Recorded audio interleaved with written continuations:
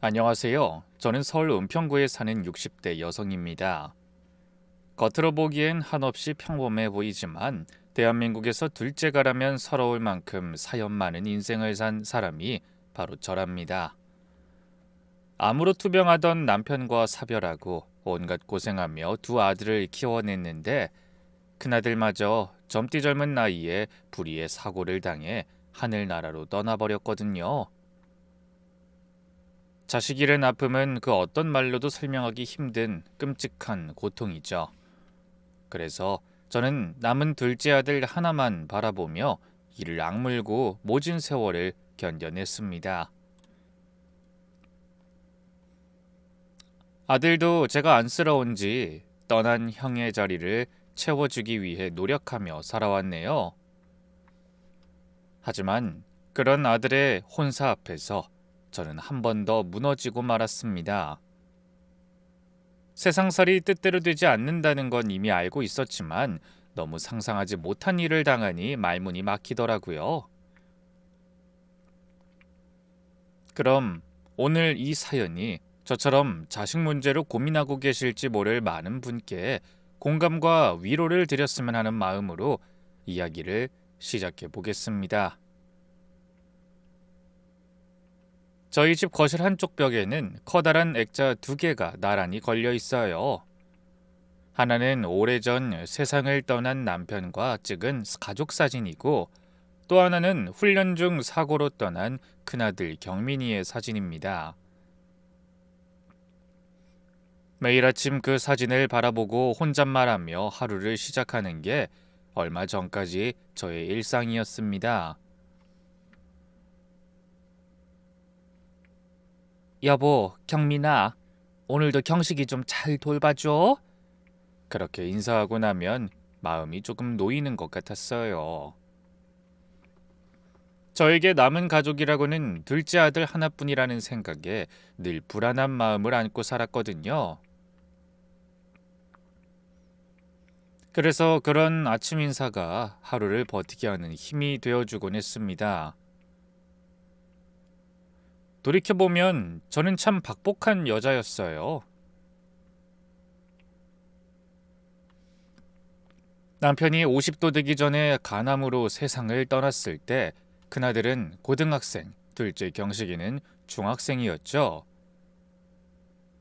한창 뒷바라지 해줘야 할 나이에 두 아들을 혼자 키워야 한다는 막막함에 몇 날 며칠을 울기만 했던 기억이 납니다.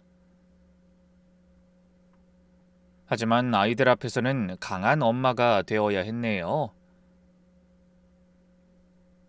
남편이 남긴 보험금으로 작은 가게를 운영하며 두 아들을 키웠습니다. 다행히 큰아들 경민이는 정말 착하고 성실한 아이였어요. 공부도 잘했고 무엇보다 책임감이 강했죠. 남편이 떠난 후로는 항상 이런 말을 달고 살았답니다.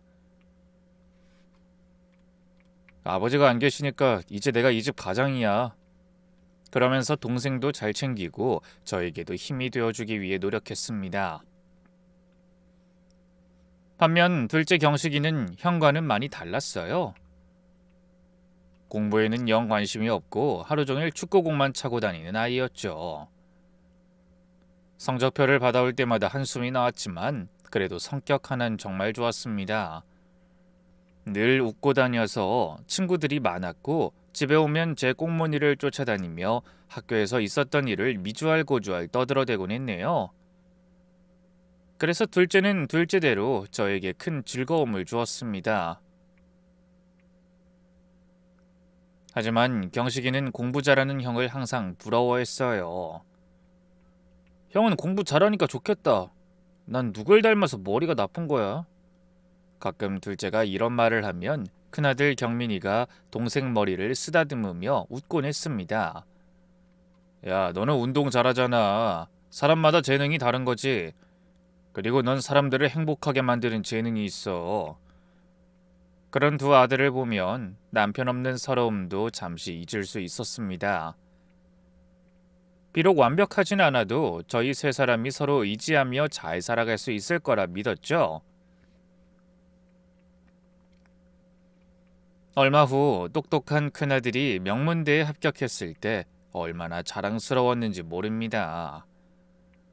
동네 사람들도 모두 축하해줬고 과부 혼자 힘으로 아들 참 잘 키웠다며 다들 칭찬이 자자했죠.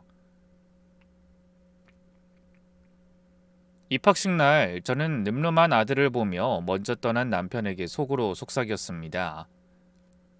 여보, 우리 경민이가 이렇게 훌륭하게 컸어. 당신이 봤으면 얼마나 좋아했을까? 하지만 하늘은 유독 저에게만 왜 그렇게 잔인했을까요? 학군단에 들어간 아들이 훈련 중 사고를 당했다는 연락을 받았을 때 전 그만 그 자리에 쓰러지고 말았습니다. 뒤늦게 병원에 도착하자 이미 아들은 차가운 주검이 되어 있더군요.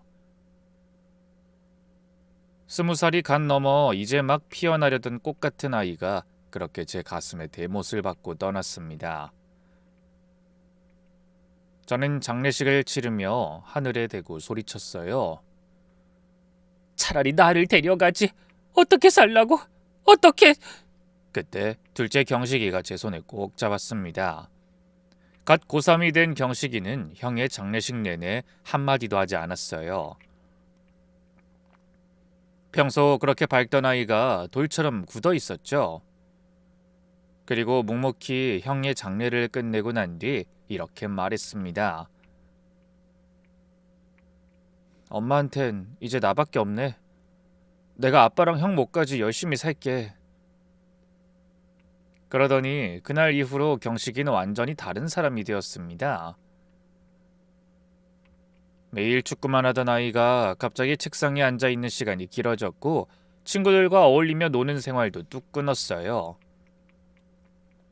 전 그런 아이가 걱정스러웠죠. 경식아, 너무 무리하지 마. 운동하는 게 좋다던 애가 매일 그렇게 책상 앞에 앉아 있으면 답답하지 않니? 하지만 경식인 그저 말없이 웃기만 했고 그렇게 죽어라 공부만 한 끝에 기적처럼 형이 다녔던 명문대 경영학과에 입학했습니다. 1년 만의 변화에 선생님들도 깜짝 놀라시더군요.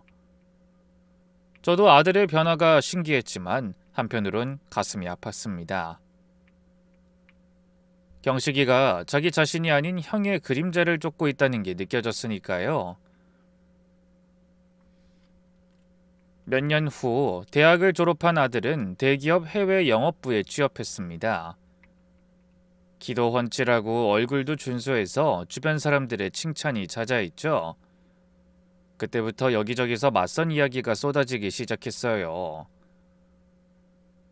저기 우리 조카가 대학병원 간호사인데 경식이랑 한번 만나보는 거 어떨까? 내 친구 딸이 약사거든. 근데 얼굴도 예쁘고 애가 참해. 경식이 짝으로 아주 딱일 것 같은데 어때? 내가 한번 추진해 볼까?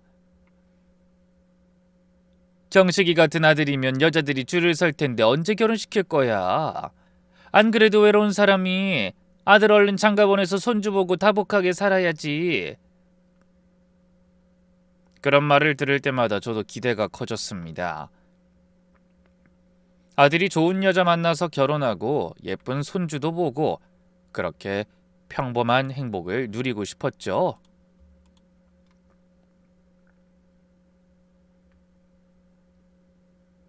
그래서 선짜리 주선이 들어올 때마다 아들한테 사진을 보여주며 권했습니다. 경식아, 이 아가씨 정말 예쁘지 않니? 공무원인데 집안도 좋은 모양이더라. 하지만 경식이는 한 번도 관심을 보이지 않았어요. 엄마, 난 아직 일이 재밌어서 결혼 생각 없어. 아니, 너 벌써 30이 넘었어. 평생 일만 하면서 혼자 살 거야?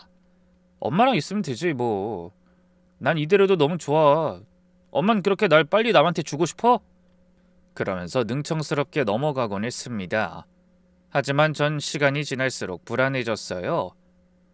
혹시 아들이 제 걱정 때문에 결혼을 안 하는 건 아닐까? 아버지와 형을 갑자기 잃은 충격 때문에 가정을 꾸리는 게 두려운 건 아닐까? 온갖 생각이 다 들었습니다. 그맘때 친구들을 만나면 하나씩 자식의 결혼 소식을 알려왔어요. 또 어떤 친구들은 손주 자랑을 늘어지게 하는데 저만 덩그러니 앉아 꿀먹은 벙어리가 됐죠. 화수가 넌 경식이 언제 결혼시킬 거야? 그러게 잘난 아들 얼른 장가 보내서 며느리 손에 밥도 얻어먹고 손주도 봐야지. 경식이가 눈이 너무 높은 거 아니니? 하긴 그 정도 조건이면 좋다고 달려드는 여자들이 얼마나 많을 거야. 눈이 절로 높아지겠어. 친구들의 말에 저는 그저 애매하게 웃을 수밖에 없었습니다. 그런 날 집에 돌아와 혼자 앉아 있으면 문득 남편과 큰아들 생각이 나곤 했어요. 성공한 둘째가 한없이 자랑스럽고 고마우면서도 계속 혼자 늙어갈까봐 걱정되기도 했죠. 여보, 우리 경식이가 왜 결혼을 안 하려고 할까? 경민아, 네 동생 장가 좀 보내봐라. 그러면서 한숨을 쉬었습니다. 다음 해 남편의 제삿날엔 상을 차려놓고 둘째 들으라는 듯이 하소연하기도 했어요. 여보, 경식이가 아직도 혼자야. 좋은 선자리가 많은데도 다 마다하고 이러다 정말 혼기 놓쳐서 외롭게 늙을까봐 무섭네. 나도 며느리도 보고 손주도 보고 남들처럼 살고 싶은데 내가 전생에 무슨 죄를 지어서 이렇게 외롭게 살아야 하는 거지? 그렇게 말하다가 갑자기 저도 모르게 눈물이 쏟아졌습니다. 한 번 터진 눈물은 멈출 수가 없었죠. 그런 제 모습을 보더니 아들이 깜짝 놀라더군요. 엄마 왜 그래? 왜 그런지 몰라서 물어? 남들은 다 손주 보는 재미에 시간 가는 줄 모른다는데 넌 선짜리 말만 해도 펄쩍 뛰니 어미가 답답해서 그러지. 경식인 빨갛게 부은 제 눈을 보며 한숨을 쉬었습니다. 엄마 내가 언제 결혼 안 한다고 했어. 그냥 아직은 일이 좋고 그렇게 억지로 사람 만나고 싶지 않다는 거지. 난 자연스럽게 마음이 끌리는 사람하고 결혼하고 싶은 거야. 사람을 만나야 끌리는지 아닌지 알지. 경식아, 엄마가 욕심이 많은 거니? 하나 남은 아들이 가정 꾸리고 행복하게 사는 모습 보고 싶은 게 그렇게 큰 바람이야? 하지만 아들은 말없이 고개를 떨구더군요. 며칠 후 저는 한 가지 결심을 했습니다. 마지막으로 한 번만 더 아들에게 선짜리 얘기를 꺼내보고 그래도 안 되면 포기하려고요. 마침 단골 미용실 원장이 초등학교 선생님 조카를 소개해주겠다고 하더군요. 사진을 보니 정말 단아하고 예쁜 아가씨였습니다. 그날 저녁 저는 다부지게 결심하고 퇴근해온 아들에게 사진을 들이밀며 말했어요. 경식아, 이 아가씨 딱 한 번만, 정말 처음이자 마지막으로 한 번만 만나봐라. 진짜 착하고 괜찮은 아가씨래. 초등학교 선생님이라고 하더라. 하지만 아들은 사진엔 눈도 안 돌리고 한숨부터 쉬었습니다. 엄마 또 시작이시네? 아니야, 이번이 정말 마지막으로 말하는 거야. 사람이 이렇게 매달리면 그래도 들어주는 신용은 해야지. 어떻게 한 번을 안 만나니? 이번 여전 정말 놓치기 아까워서 그래. 딱 한 번만 만나봐라. 만나봤는데 별로면 다신 결혼 얘기 안 꺼낼게. 약속해. 하지만 아들은 제가 건네주는 사진은 들여다보지도 않고 욕실로 들어가며 건성으로 대답했어요. 생각해볼게. 역시 그럴 거라고 생각했어요. 그래도 저는 포기할 생각이 없었죠. 이번엔 반드시 어떻게든 선이라도 포기하고 말 거야. 저는 마음을 굳게 먹기로 했어요. 하지만 그땐 미처 아들이 마음속에 어떤 비밀을 숨기고 있는지, 그 비밀이 저를 얼마나 깊은 절망의 나락으로 떨어뜨릴지 상상도 하지 못했네요. 다음 날 아침, 마음이 싱숭생숭했어요. 전날 아들이 생각해본다고 답하긴 했지만 그동안의 경험으로 봐선 별 기대를 하지 않는 게 좋을 것 같았죠. 그래도 혹시나 하는 마음에 점심 무렵 아들에게 문자를 보냈습니다. 경식아, 어제 그 선생님 사진 다시 한번 보내줄까? 제대로 보지도 않았지? 하지만 오후가 다 지나도록 답장은 오지 않았습니다. 늘 그랬듯이 바쁘겠거니 하고 넘어갔죠. 그런데 그날 저녁, 평소보다 일찍 퇴근한 아들이 문을 열고 들어서는데 표정이 뭔가 여느 날과 달라 보이더군요. 결연한 듯 하면서도 조금 긴장한 모습이었죠. 엄마, 할 말 있어.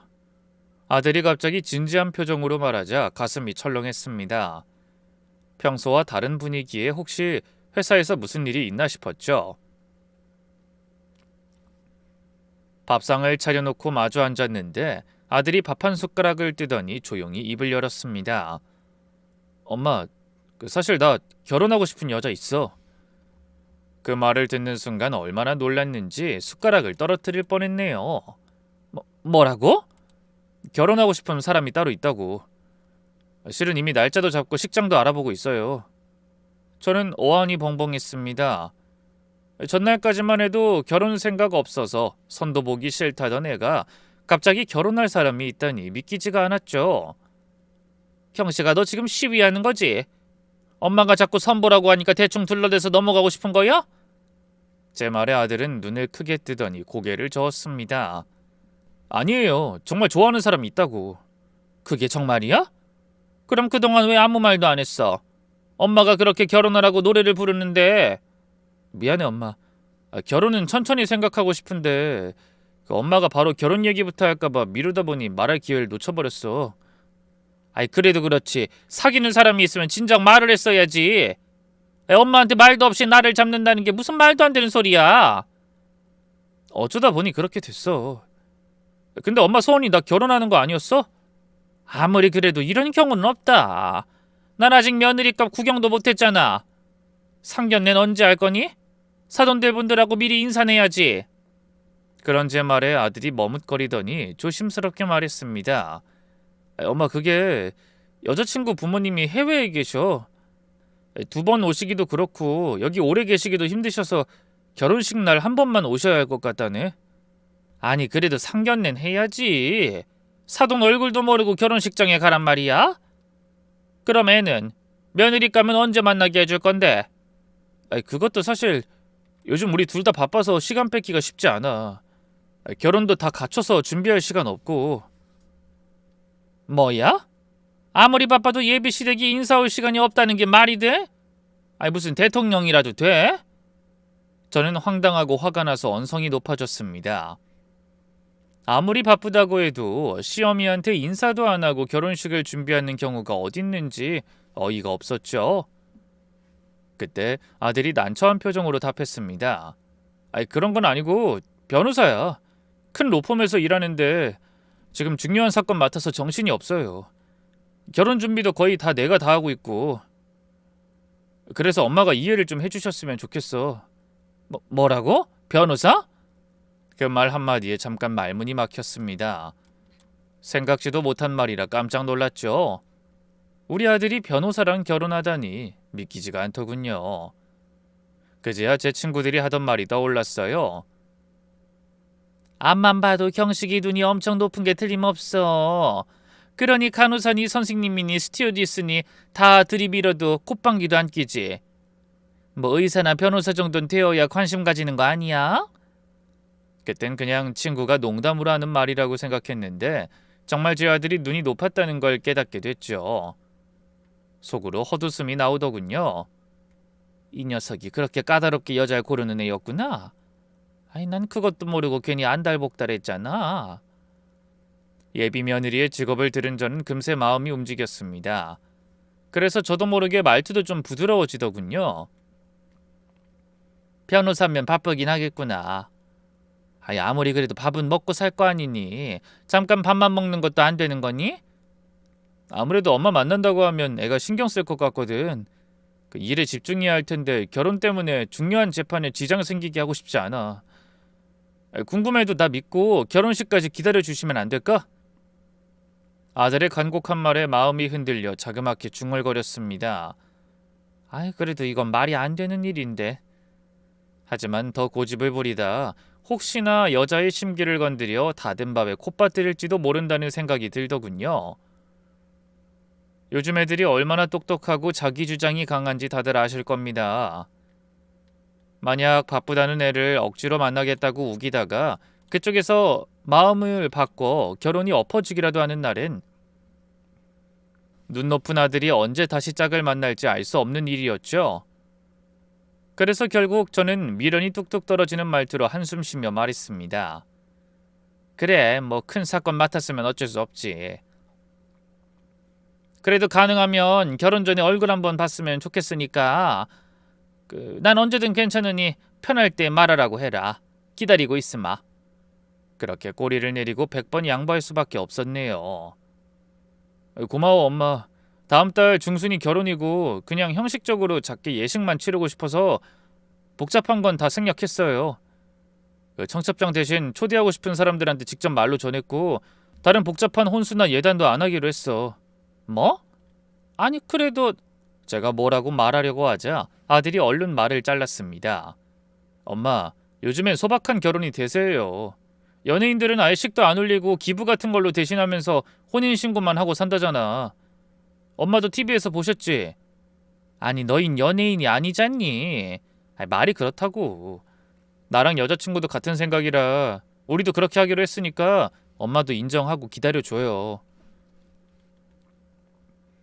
저는 고개를 끄덕이면서도 아쉬움이 남아 한마디 덧붙였습니다. 그래도 사진이라도 보여주면 안 되겠니? 신부 얼굴이 어떻게 생겼는지 알아야 하지 않어? 여자친구가 사진 찍는 걸 싫어해서 사진이 없는데. 그냥 결혼식 날 봐. 아마 깜짝 놀라실걸? 정말 예뻐요. 아들의 간곡한 말에 더는 토를 달지 못하겠더군요. 저는 결국 그렇게 홀린 듯 얼굴도 모르는 여자와 아들의 결혼을 허락하게 됐습니다. 단 하나, 예쁜 변호사라는 말이 조금 위로가 되더군요. 아니 솔직히 변호사가 아니었다면 절대 그런 결혼 허락하지 않았을 겁니다. 그날 밤 잠자리에 누워서도 마음이 편치 않았어요. 하지만 한편으론 이런 생각도 들었죠. 괜찮아. 그동안 경식이가 얼마나 괜찮은 여자들을 마다했는데 분명히 대단한 여자니까 우리 아들이 저렇게 다 양보하고 결혼하는 걸 거야. 괜히 내 욕심 채우려고 하다 일 그르치지 말고 결혼식까지 얌전하게 참고 기다리자. 변호사의 부모님이 외국에 계시는 거면 집안도 괜찮은 게 틀림없어.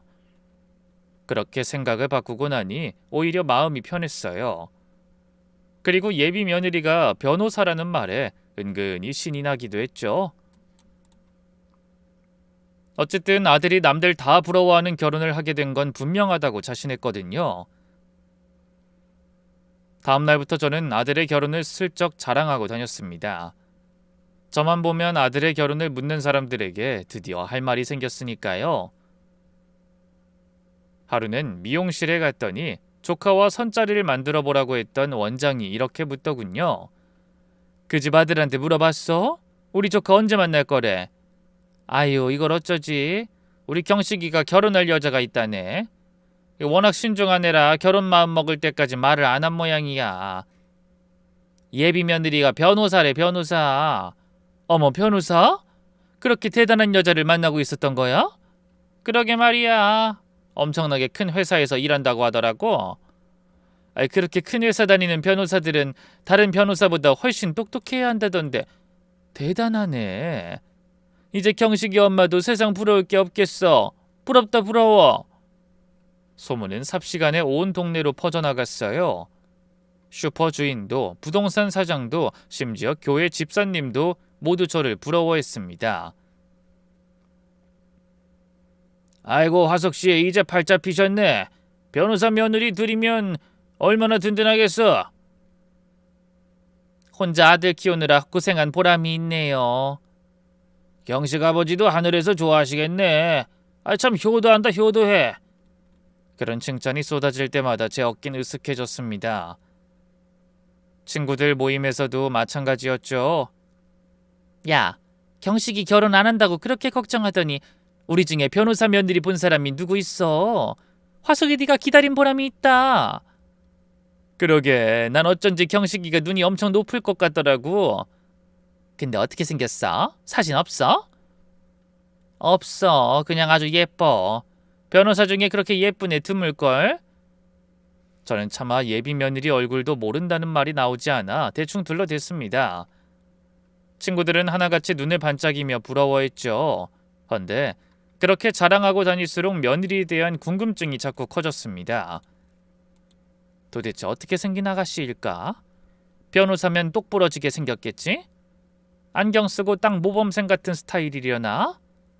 하지만 알 길이 없어 답답했죠.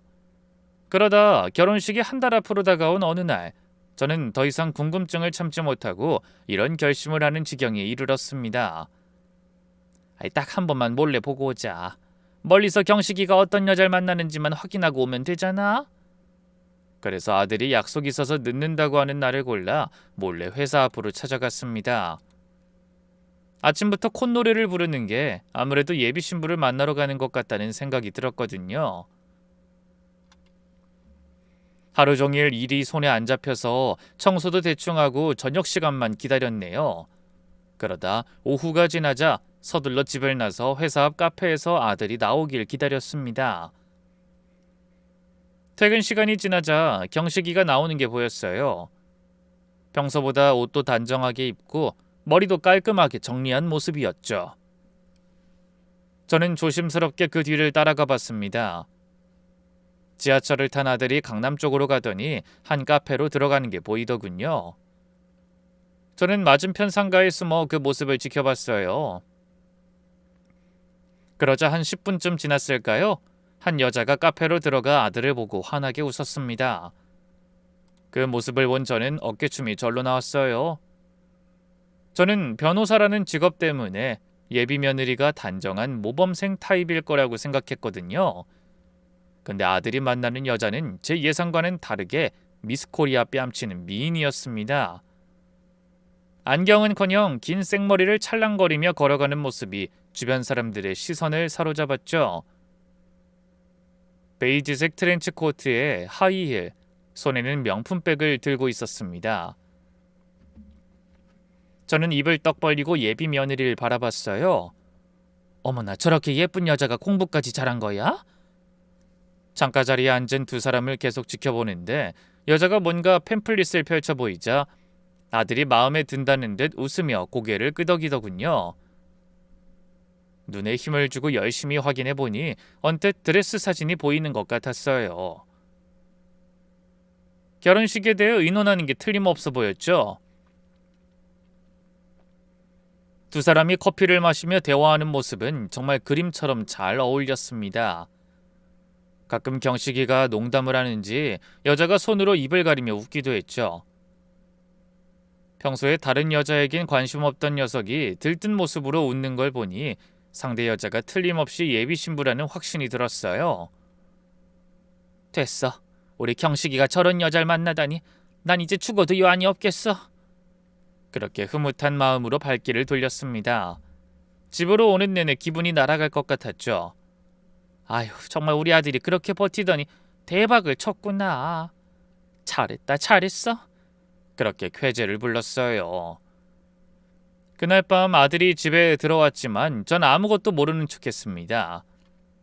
경씨가 오늘 약속이 있다더니 생각보다 일찍 왔네? 결혼 준비 때문에 만난 거라 얘기만 좀 하다가 헤어졌어. 그래, 준비는 잘 돼가는 거니? 뭐 이제 거의 다 끝났어. 엄만 결혼식 날 오시기만 하면 돼. 그 말에 저는 아무렇지 않은 표정으로 고개를 끄덕였지만 속으로는 웃고 있었죠. 며칠 후에 저도 한복을 맞추러 한복집에 찾아갔습니다. 아들이 한복 맞추라고 돈을 주고 출근했거든요. 이런저런 말을 하다 제가 한복집 사장님은 묻지도 않은 말을 꺼냈어요. 저기 좀 품위 있게 부탁드려요. 우리 며느리가 변호사인데 애가 공부만 잘한 게 아니라 옷도 세련되게 잘 입거든요. 그런 제 말에 한복집 여사장이 호들갑을 떨며 대답했어요. 어머머, 정말 복 받으셨네요. 제가 특별히 더 신경 써서 강남 사모님처럼 우아하게 만들어 드릴게요. 그렇게 전 고급스러운 원단에 금방 문양까지 넣은 고가의 한복을 맞췄습니다. 평범한 한복보다 가격이 좀 나갔지만 변호사 며느리를 맡는 자리라고 생각하니 아깝지 않더라고요. 그리고 시간이 쏜살같이 흘러가 드디어 아들의 결혼식 전날이 다가왔습니다. 저는 준비한 한복을 다시 한번 꺼내 입어봤어요. 거울을 보니 정말 아들이 결혼한다는 실감이 나더군요. 내일이면 내가 드디어 변호사 며느리를 보는구나. 저는 한복을 입은 채로 거실로 나와 남편과 큰아들 사진 앞에 서서 말했어요. 여보, 우리 경식이가 정말 좋은 여자 만났어. 능력 있는 변호사래. 예쁘기도 정말 예쁘고. 경민아, 내일이 네 동생 결혼식이야. 하늘에서 축복해 줄 거지? 그러면서 눈시울을 붉혔죠. 그날 밤 저는 잠자리에 들기 전에도 아들의 행복을 위해 기도했습니다. 드디어 저에게도 새로운 가족이 생긴다고 생각하니 설레는 마음에 잠이 잘 오지 않았죠. 그때까진 불과 몇 시간 후에 저에게 닥칠 엄청난 시련을 전혀 예상하지 못하고 있었으니까요. 결혼식 당일 아침, 저는 새벽 5시에 눈을 떴습니다. 긴장과 설렘에 잠을 제대로 못 잤거든요. 오늘이야, 오늘. 드디어 우리 경식이가 장가를 가네. 긴장하지 말고 잘 끝내자. 그렇게 다부지게 각오하고 올림머리를 하기 위해 예약해둔 미용실로 향했습니다. 거기서 머리를 하고 화장까지 받고 나서 거울을 봤죠. 주름이 자글자글한 얼굴이었지만 기분이 좋아서 그런지 다른 날보다 젊어 보이는 착각이 들 정도로 행복했어요. 머리를 하는 동안 미용실 원장은 계속 축하 인사를 건넸습니다. 오늘 정말 좋은 날이네. 변호사 며느리 다 보고. 진짜 부러워. 나도 믿어지지가 않아. 아들 장가 안 간다고 걱정하던 게 엊그제 같은데 정말 꿈만 같다니까. 옆에서 자기 차례를 기다리던 손님도 거들었습니다. 어머, 변호사 며느리요? 대단하시네요. 정말 부러워요. 우리 아들도 결혼 좀 했으면 좋겠는데 장가 갈 생각을 안 해서 속이 터져 죽겠어요. 그 말에 저는 승리의 미소를 지으며 조언까지 했죠. 걱정하지 말고 기다려보세요. 애들이 자기 일은 또 알아서 잘하더라고요. 우리가 아무리 안달해봐야 소용없다니까요. 저는 여유있게 웃으며 미소 지었습니다. 잠시 후 집을 나서기 전 아들이 전화를 했더군요. 엄마 준비 다 하셨어? 아유 그럼 방금 한복 입었지. 너는? 나도 거의 다 끝났어요. 근데 엄마 혹시 우리 집에 청심환 있나? 뭐? 그건 왜? 너 그렇게 떨려? 아니 이런 행사는 처음이니까 엄마가 너무 긴장할까봐 그러지. 엄마가 너무 들떠 보여서. 아니 당연히 들뜨지. 내 아들 결혼하는데 그것도 변호사랑. 헌데 그런 제 말에 아들이 한숨을 쉬는 것 같았습니다. 알았어요 엄마. 늦지 말고 오시고 가능하면 청심환 좀 챙겨 드시고 오셔. 알았지? 저는 피식 웃으며 전화를 끊었지만 아들의 말이 계속 마음에 걸렸습니다. 혹시 상대쪽 집안이 너무 대단해서 제가 주눅이 들까봐 그러는 건가? 아니면 다른 무슨 이유가 있는지 자꾸만 불안한 마음이 들었습니다. 이런저런 걱정을 뒤로하고 식장에 도착하니 벌써 하객들이 자리를 채우고 있었어요. 많은 인원은 아니었지만 아들이 꼭 부르고 싶은 사람들만 부른 모양이더군요. 회사 동료들, 가까운 친척들, 그리고 제 친구들까지 모두 저를 보고 축하 인사를 건넸죠.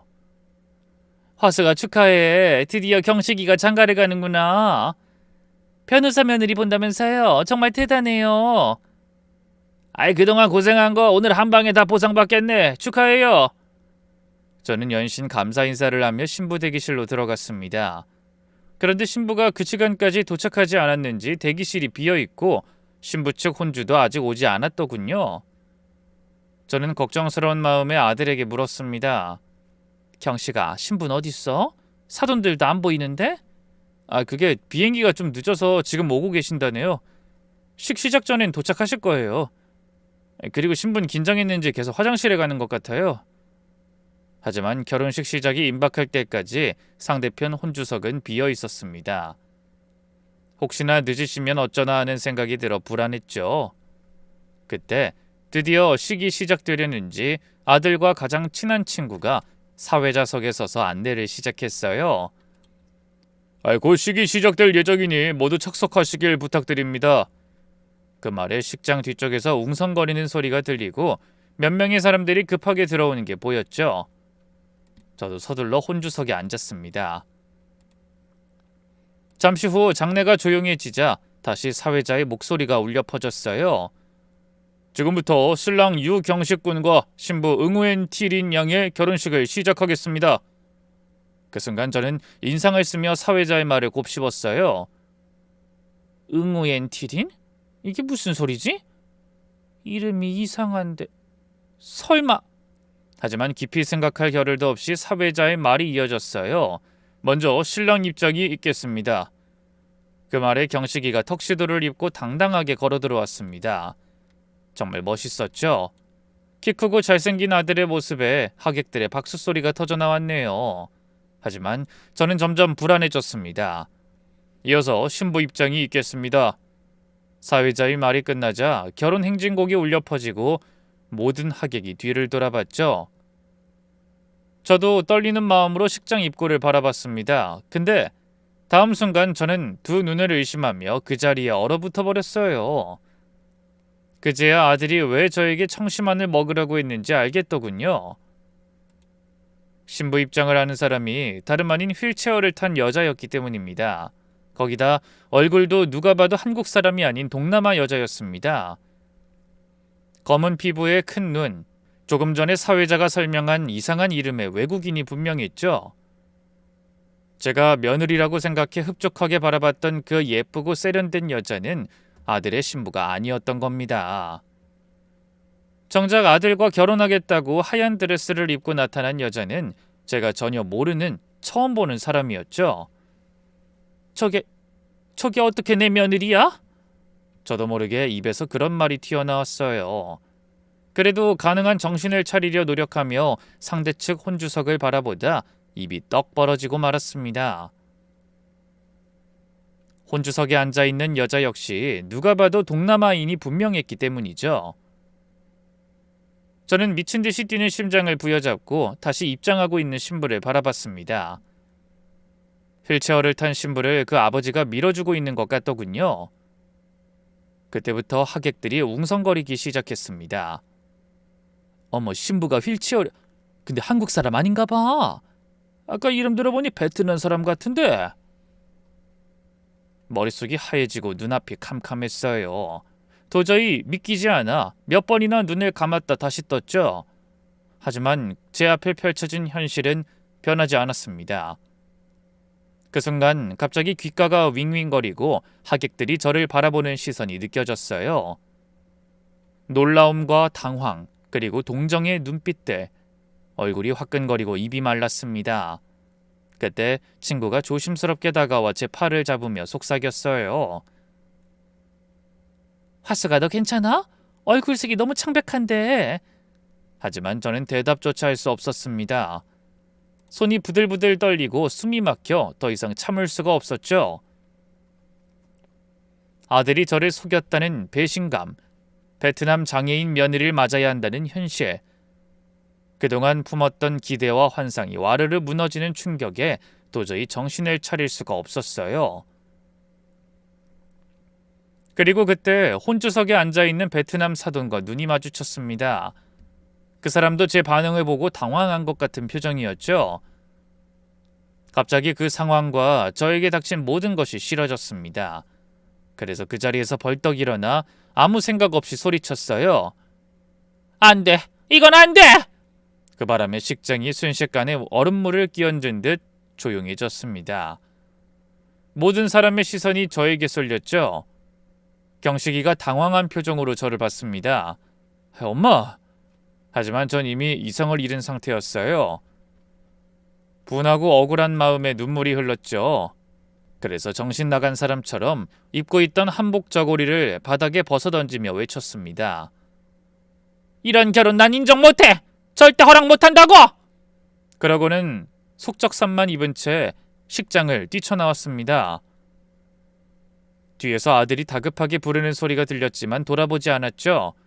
그리고 곧장 밖으로 나와 주차장으로 뛰어갔습니다. 한복 치마가 걸리적거려 제대로 뛰지도 못했지만 그냥 그 자리에서 벗어나고 싶었던 것 같아요. 한참을 달려 주차장에 도착해서야 구석에 숨어 펑펑 울었습니다. 어떻게 이럴 수가 있어? 어떻게 다른 사람도 아닌 내 아들이 이런 거짓말을 할 수가 있지? 며느리가 베트남 사람인 것도 모자라 휠체어를 타고 있다니 조금 전의 상황이 꿈처럼 아득하게 느껴졌습니다. 한참을 울고 있는데 머릿속으로 제가 친구들과 이웃에게 자랑했던 게 다 떠올랐어요. 이제 무슨 낯으로 그들을 봐야 할지 차라리 혀 깨물고 죽고 싶다는 생각까지 들더군요. 그때였어요. 멀쩡한 얼굴로 저를 속이고 일을 그렇게까지 만든 사람이 나타났습니다. 바로 제 하나뿐인 아들이었죠. 엄마! 경식이가 턱시도 입은 채로 헐떡이며 주차장으로 절 따라왔더군요. 엄마 제발 들어가요. 사람들도 다 놀라고 린도 기다리고 있어. 린? 그 베트남 여자 이름이 린이야? 그 여자가 기다리든 말든 나랑 무슨 상관이야? 저는 미친 사람처럼 아들을 향해 울부짖었습니다. 네가 어떻게 어미한테 이럴 수가 있어? 내가 전생에 도대체 무슨 죄를 지어서 이런 짓을 당하는 거야?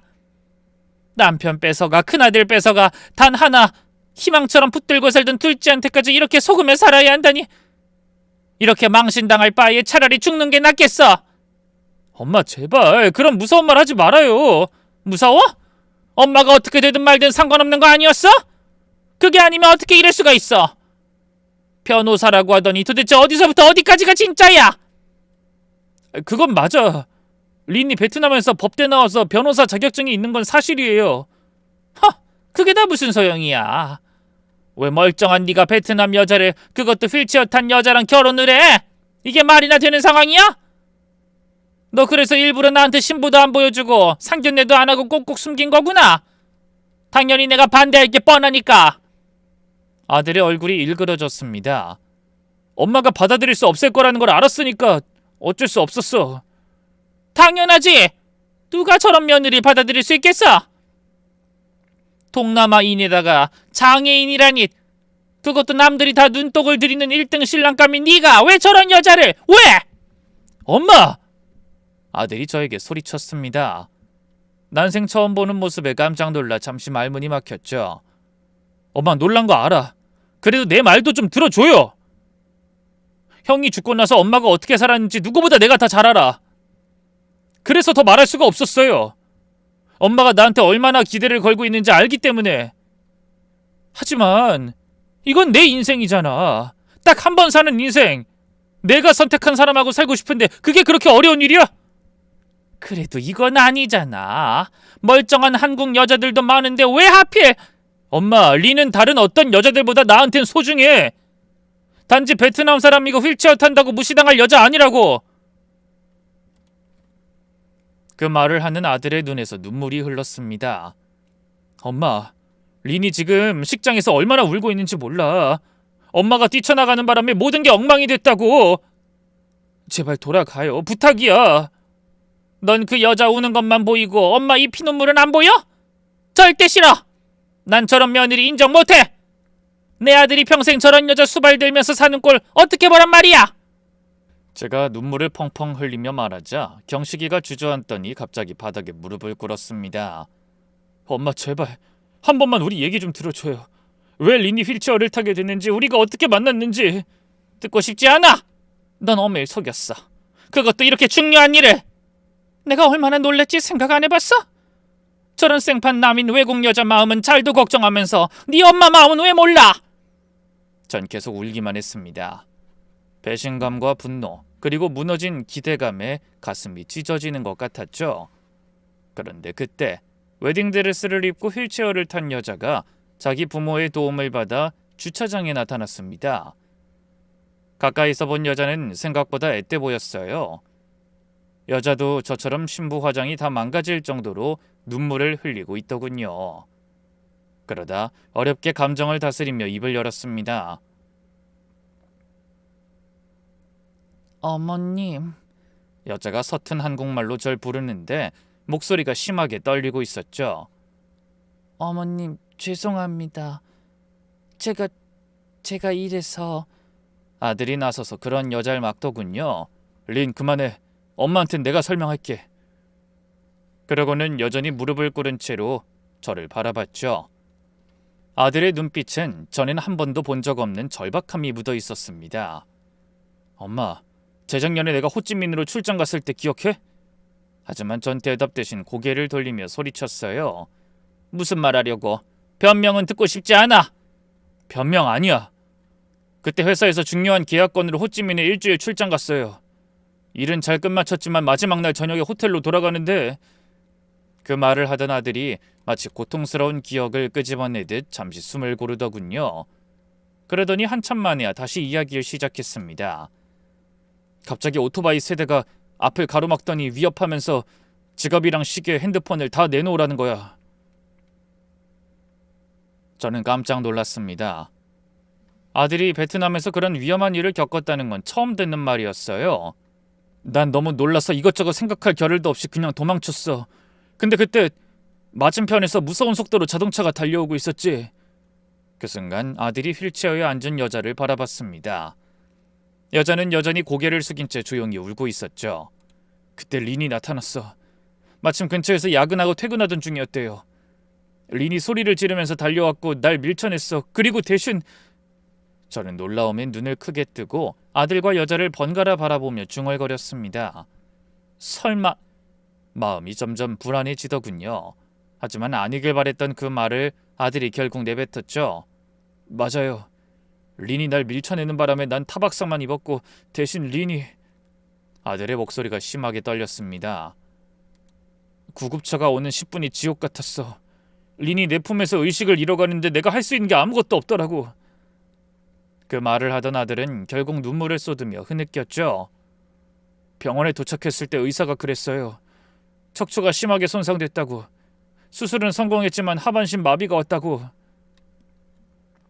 그때 가만히 울고만 있던 여자가 다시 입을 열었습니다. 여전히 서툰 한국말이었죠. 나는 후회 안 해요. 경식 씨가 안 다쳐서 다행이에요. 저는 울고 있는 여자를 바라봤습니다. 제 아들을 구하다 평생 걸을 수 없는 몸이 됐다는 것도 놀라운 일인데 후회하지 않는다고 말하다니 믿을 수가 없었어요. 하지만 입 밖으로 한마디도 꺼내놓을 수가 없었습니다. 입술만 바짝 마르고 도대체 어떻게 반응해야 할지 모르겠더라고요. 그때 경식이가 한숨을 쉬며 말했어요. 엄마, 리는 정말 능력 있는 변호사였어.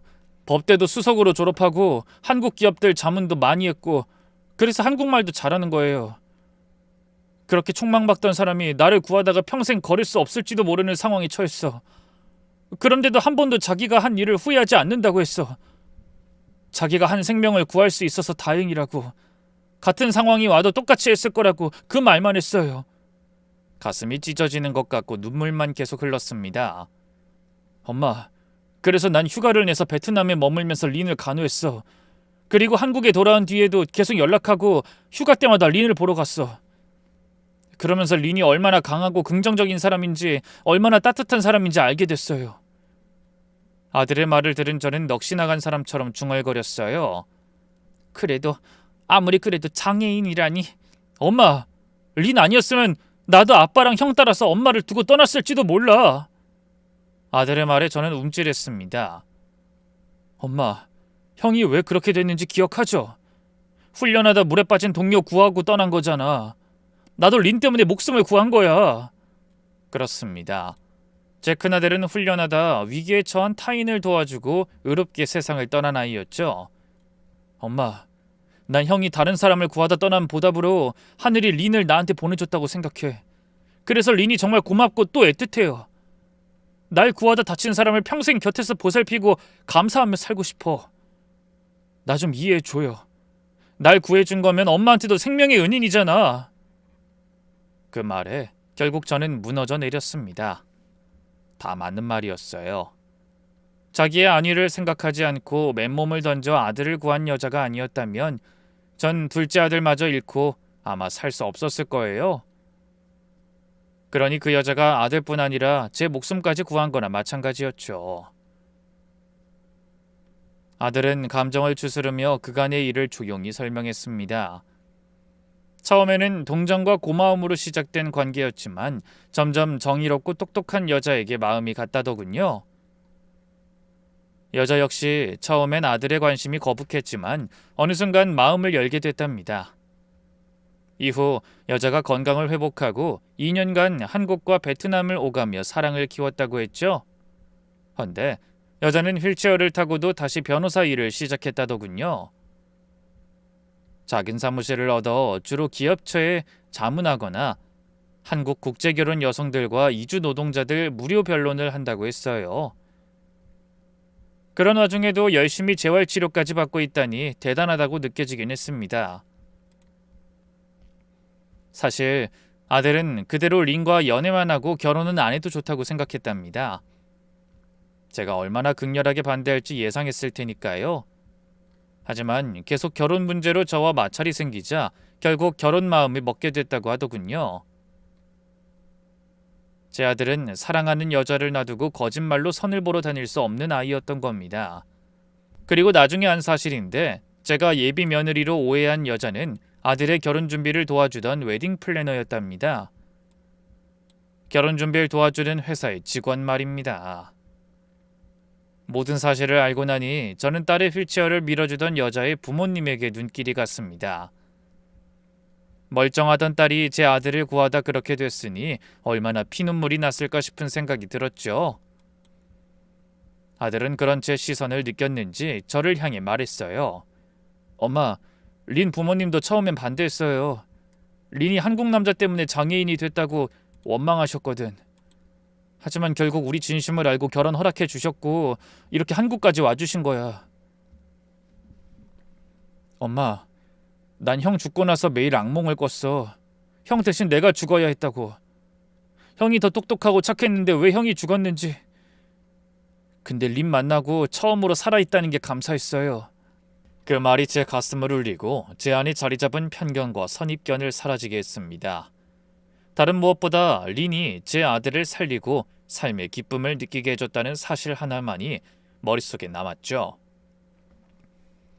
그래서 저는 용기를 내 휠체어를 탄 아이에게 다가가 입을 열었습니다. 고맙다. 네가 내 아들과 날 살렸구나. 그러곤 사돈들에게도 고개 숙여 감사 인사를 전하고 아들의 손을 잡고 식장으로 돌아갔습니다. 너무나 감사하게도 대부분의 하객이 저희를 기다려주고 계셨어요. 아마 많은 사람을 초대하는 대신 정말 저희를 걱정하는 가까운 사람들만 초대한 덕이 아니었나 싶더군요. 저는 떨리는 손으로 한복 저고리를 주워들고 화장실로 가 옷매무새를 가다듬은 뒤 다시 혼주석에 앉았습니다. 그 모습을 본 사회자가 눈치 빠르게 말했죠. 자, 이제 식을 다시 진행할까요? 네, 계속해주세요. 제 말에 어리둥절한 얼굴로 저희를 기다리던 하객들도 다시 자세를 고쳐 앉고 식이 시작됐습니다. 잠시 후 우여곡절 끝에 예식이 마무리된 후 저는 맞은편에 있는 혼주석에 다가가 다시 한번 깊숙이 고개 숙이며 인사했어요. 감사합니다. 따님을 훌륭하게 키워주셔서 제 아들이 살 수 있었습니다. 제가 눈물을 흘리며 말하자 마치 알아들었다는 듯이 안사돈도 빙긋이 미소 지으며 손을 잡아주더군요. 비록 말은 통하지 않아도 마음은 통한 것 같았어요. 자식 둔 부모의 마음은 나라와 인종을 막론하고 다 같은 법이니까요. 그리고 돌아서서 이젠 제 며느리가 된 아이에게 눈을 맞추기 위해 무릎을 꿇고 앉아 말했습니다. 리나. 제가 처음으로 린의 이름을 부르자 아이가 예식 내내 참았던 눈물을 쏟아냈어요. 네, 어머님. 정말 고마워. 우리 경식이 살려줘서. 앞으로도 어려운 일 서로 기대가며 잘 헤쳐나가길 바란다, 우리 며느리. 그러곤 저도 눈물을 펑펑 흘렸죠.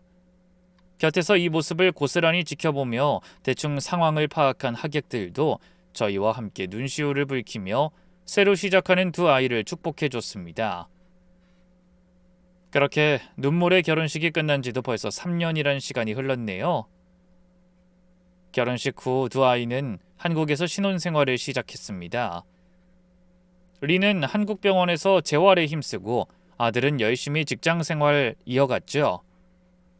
그러다 재작년 경식이가 베트남 하노이 지사로 발령받았습니다. 처음엔 걱정했지만 며느리에겐 오히려 좋은 기회였죠. 고향에서 변호사로서의 활동을 다시 시작하게 됐으니까요. 이제 더 이상 며느린 저에게 장애가 있는 불쌍한 아이가 아니랍니다. 자기 일에서 최선을 다하는 멋지고 당당한 사회인이죠. 하지만 제가 가장 놀란 건 린의 재활이었습니다. 포기하지 않고 꾸준히 치료받은 결과 비록 지팡이에 의지하긴 하지만 자기 힘으로 걸을 수 있게 된 겁니다. 완전히 회복된 건 아니지만 휠체어 없이도 일상생활이 가능한 수준이 된 거죠. 의료진들도 놀라워했어요. 정말 의지가 대단한 아이라는 게 실감나더군요. 그리고 몇 달 전 저를 어깨 춤추게 만든 기쁜 소식이 들려왔어요. 며느리가 건강한 아들을 낳았다는 소식이었죠. 그래서 저는 내일 하노이로 손주를 보러 가게 됐습니다. 사진으로만 봤는데 경식이를 똑 닮았더라고요. 일주일 전부터 챙겨놓은 여행 가방에는 손주 선물이 가득합니다. 한복도 있고 장난감도 있고 제가 직접 든 모자와 목도리도 있죠. 그리고 아이에게 읽어주고 싶은 동화책도 몇 권 샀습니다. 베트남에서 자라지만 한국 문화도 알려주고 싶다는 생각이 들었거든요. 여러분, 수많은 편견과 한계를 극복하고 자신들의 행복을 찾아가는 아들과 며느리를 보며 저도 많이 변했습니다. 이제 더 이상 저의 행복이 아들의 행복이라는 착각 속에 빠져 살지 않고 아들의 인생과 선택을 존중하기로 했거든요. 지금 제 책상 위에는 베트남어 회화책이 펼쳐져 있습니다. 3년 동안 열심히 공부한 덕에 이제 간단한 대화는 가능한 수준이 됐죠. 내일 공항에 도착해 손주를 만나면 저는 거울을 보며 열심히 연습한 그 말을 건넬 생각입니다. 신짜오 또이 라바 꾸어권. 안녕, 난 너의 할머니야. 라는 뜻이죠. 손주가 좋아해줬으면 좋겠네요. 그럼 이 아름다운 세상에 첫 발을 내디딘 저희 손주의 행복한 미래를 기도하며 저는 이만 인사드리겠습니다. 모두 건강하고 즐거운 하루 보내세요.